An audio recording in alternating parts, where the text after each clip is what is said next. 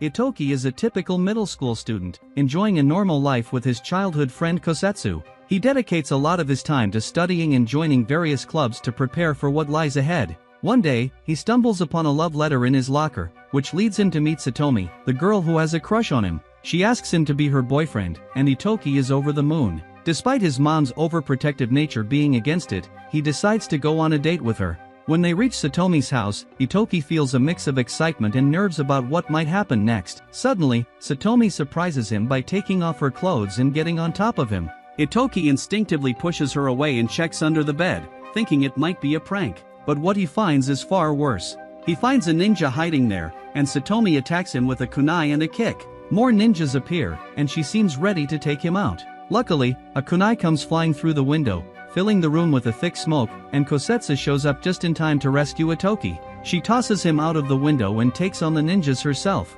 Itoki races into the city, desperately seeking help from a police officer, but before the officer can say a word, a ninja appears and slits his throat. More ninjas come after Itoki, attempting to capture him. Fortunately, his uncle Tokisada shows up, casually asking how his date went. He gestures for the officer to stop playing dead and prepares for a fight. With lightning speed, Tokisada battles the ninjas before whisking Itoki back to the car with Kosetsu. He tells Itoki to get out and head up the hill to their family home. When they arrive, Itoki is astonished to see a magnificent mansion. Yumika greets them with a bow and tells Itoki to call her chief.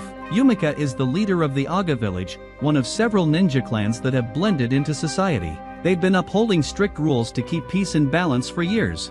Unfortunately, their rival village, Koga, has been trying to overpower Aga, and they were the ones who attacked Itoki. They are intent on taking his life because he's the heir to the Aga ninja village. Meanwhile, in Koga their acting village chief, Kido, has vowed to seek revenge on the Aga ninjas for the death of their clan leader. Yumika is really worried and urges Itoki to become a ninja for his own protection, but he's hesitant and skeptical about the whole ninja thing. However, his uncle takes him aside and gives him a serious warning: he must either become a ninja or face death. Tokisada reveals that Itoki's father was the village chief before he died, and now Yumika has taken on the role to safeguard their village. Overcome with emotion, Itoki starts to cry as he understands the heavy load his mother carries alone. Not wanting to leave her to face it by herself, he decides to become a ninja as well. The next morning, Reiha tells Itoki that he's been accepted into the Kokuten Ninja Academy, the only ninja school in Japan approved by the National Ninjutsu Security Committee, NSC. She explains that the NSC was established 70 years ago, after a major war in the ninja world to prevent future conflicts between villages.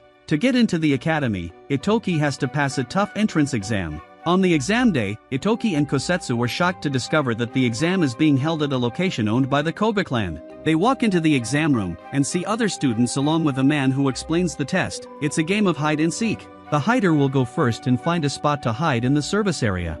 A minute later, the seeker has just 10 minutes to locate the hider or face disqualification. Kosetsu quickly finds her target, while Itoki is on the hunt for Satomi, the same wild girl from earlier. As he searches, Tokisada takes down a Koga ninja trying to attack him. Kosetsu warns him that more Koga ninjas are nearby, so he needs to stay alert. She and Tokisada promise to have his back. Suddenly, another ninja tries to hit Itoki from a distance, but Kosetsu jumps in and follows the ninja into the bathroom, discovering it's Satomi. They immediately start fighting, but Satomi manages to escape and goes after Itoki. He needs to act quickly to find his hider, so he grabs a fire extinguisher and sprays it while shouting fire. This sets off the sprinkler system, revealing Satomi, who was about to attack him. She charges at Itoki but Kosetsu kicks her away. Out of nowhere, NSC ninjas show up and take Satomi away. Itoki wants to tag her, but the examiner tells him time's up since he triggered the sprinklers.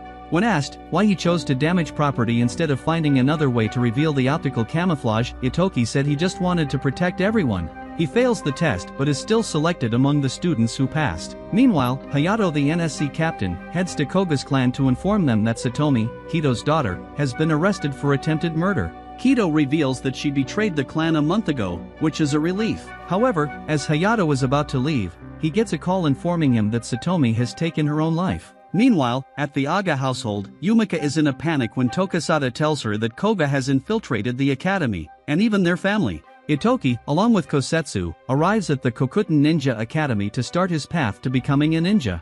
The moment he steps off the train, he spots a girl and can't help but stare. The girl Ryoko notices him and introduces herself. Shortly after, Ryoko heads off with her friends, and Itoki runs into some guys from the Koga clan who appear to be aggressive. Just when it looks like things might get tense, a girl named Kirie shows up, acts like she knows Itoki, and pulls him away from the situation. Kirie explains that those guys are top Koga ninjas and suggests they be friends, to which Itoki happily agrees. Principal Juzin greets the students and reminds them of the 3 ninja principles: stay hidden, avoid killing, and never betray. He adds that if any of these rules are broken but go unnoticed, it's all good. Kirie, who's also starting her first day, is surprised to see that she's in the same class as Itoki. During lunch, Kirie advises him on what to order to keep the Koga boys happy, but Itoki gets confused and glances over at them. This makes Himura angry, one of the Koga members, thinking Itoki is trying to stir up trouble.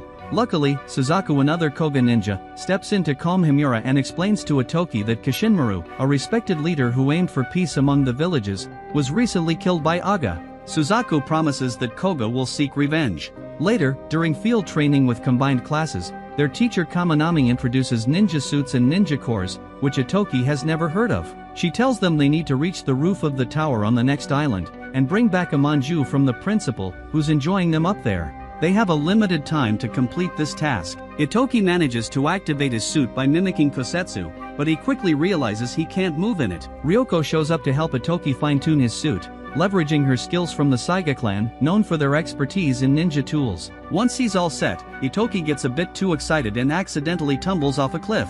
Luckily, he lands safely thanks to the suit powered by the ninja core. Ryoko cautions him to be careful not to damage it, or else the suit will lose its power.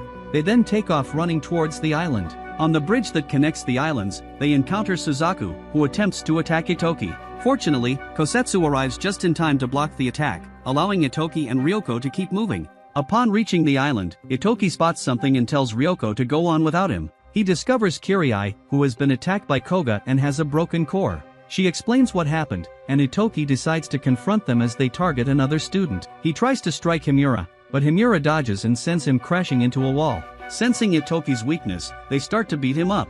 Itoki attempts to break Himura's core but fails, resulting in even more punishment. Just when it looks like they're about to finish him off, the principal shows up and intervenes. Itoki returns to Kirie and hands her a manju, which he managed to snag from Himura during their scuffle. He then carries her to the bridge to reunite with Ryoko, who had also gone out to get her own manju. Knowing he needs to find his own, Itoki leaves Kirie in Ryoko's care and heads up the tower, where he spots the last remaining manju. Juzin mentions that a true shinobi needs both a blade and a heart, then eats the last manju since Itoki lacks both, causing him to fail the test. The following day at lunch, Itoki notices that his classmates are steering clear of him. Himura and the other Koga students have been intimidating anyone who dares to talk to him. Still, Kosetsu advises him to ignore their antics. He joins Kosetsu, Kirie, and Ryoko at their table. With only 2 days left to study for their written exam on ninja tools, Itoki and his friends are feeling the pressure. Since Itoki didn't pass his last test, Ryoko, the Saiga leader's daughter,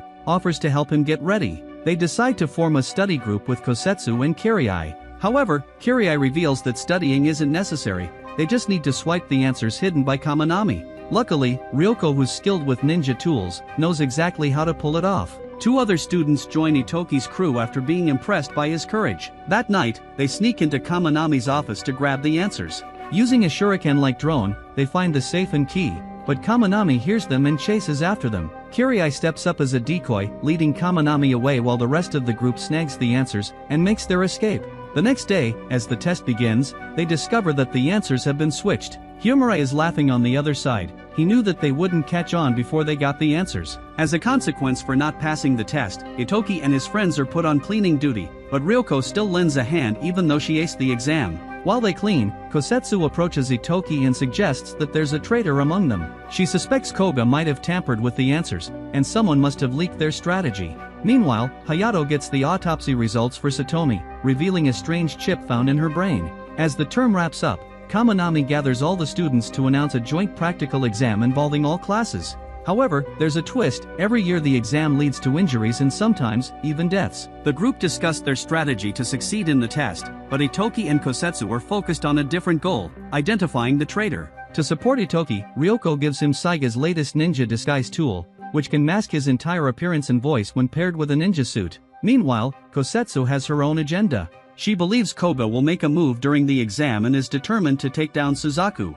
Itoki, worried for her safety, opposes her plan. She insists that this is the reality of being a ninja, which only frustrates Itoki, prompting him to step outside for a breather. There, he runs into Juzan, who invites him for tea in Manju. Itoki starts to wonder if ninjas are just killers and if his father's death was a result of his ninja life. Juzan reassures him that he's not alone in his thoughts. Koga's former leader and his own father had similar doubts. The next day, Kosetsu trains with Itoki to get him ready for the upcoming exam. They drew up several plans to take down Suzaku and threw them away when done, but someone took them out of the trash, leading to the mouse getting caught in the trap.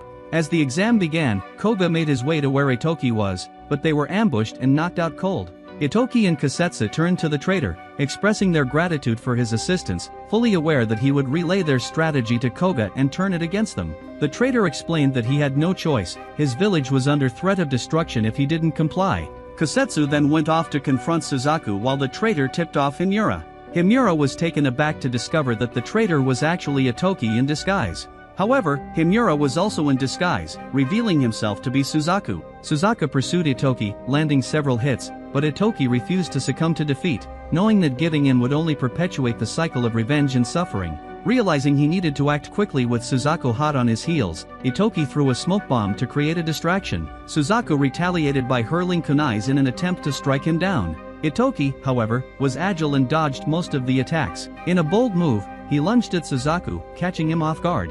Itoki delivered a powerful blow, shattering Suzaku's ninja core. As the bell rang, Itoki collapsed, utterly exhausted from the fierce fight. His friends anxiously waited by his side in the infirmary, letting out a sigh of relief when he finally opened his eyes. The next day, Kirai cautioned Itoki that his compassionate nature might lead him into trouble someday. Meanwhile, Kirai confronted Suzaku about the missing students, but he simply ordered her to stay put and follow his commands. Without hesitation, Kirai agreed to do anything for him, referring to him as master.